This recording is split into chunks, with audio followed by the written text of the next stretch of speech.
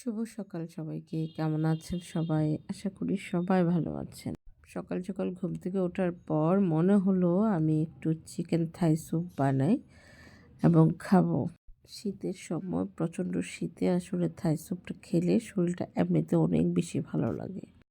এখানে আমি থাই স্যুপের জন্য কী নিচ্ছি আপনাদেরকে বলে রাখি। আমি থাই স্যুপের জন্য এখানে নিয়েছি চিংড়ি, তারপর চিকেনকে ছোট ছোট পিস করে কেটে নিয়েছি। আর হচ্ছে কুসুম নিয়েছি, মানে ডিমের যে কুসুমের অংশ সেটাই নিয়েছি। লেমন গ্রাস দিয়েছি, টমেটো কুচি দিয়েছি, আর এখানে দিয়েছি আদা। আদাটাই হচ্ছে মূলত এখানে একটা স্যুপের অন্যরকম একটা টেস্ট করে। আর এখানে আমি দিয়ে দিচ্ছি লেবুর রস।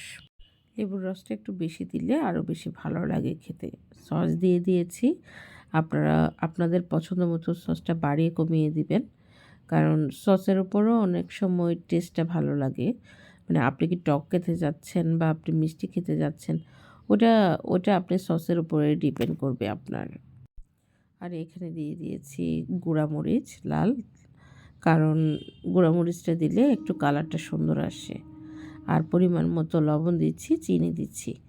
যারা মানে ডায়াবেটিসের রোগী চিনি খেতে পারবেন না, তারা চাইলে স্কিপ করে আপনারা সুগার ইউজ করতে পারেন, অথবা আপনারা চাইলে বাসায় এমনি নর্মালি চিনিকে অ্যাভয়েড করে বানিয়ে নিয়ে পরে আপনারা যখন বাটিতে নেবেন খাওয়ার জন্য, তখন আপনারা চাইলে সুগার অ্যাড করে দিতে পারেন।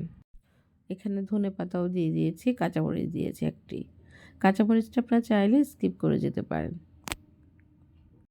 আর এখানে 1 কাপের মতো আমি নিয়েছি কর্নফ্লাওয়ার।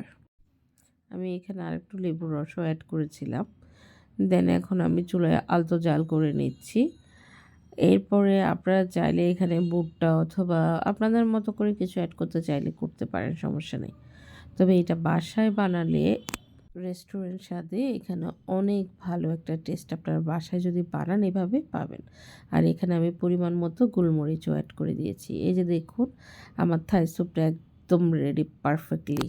যাক, আপনারা সুস্থ থাকবেন, ভালো থাকবেন, আরও গল্প হবে। আল্লাহ হাফেজ।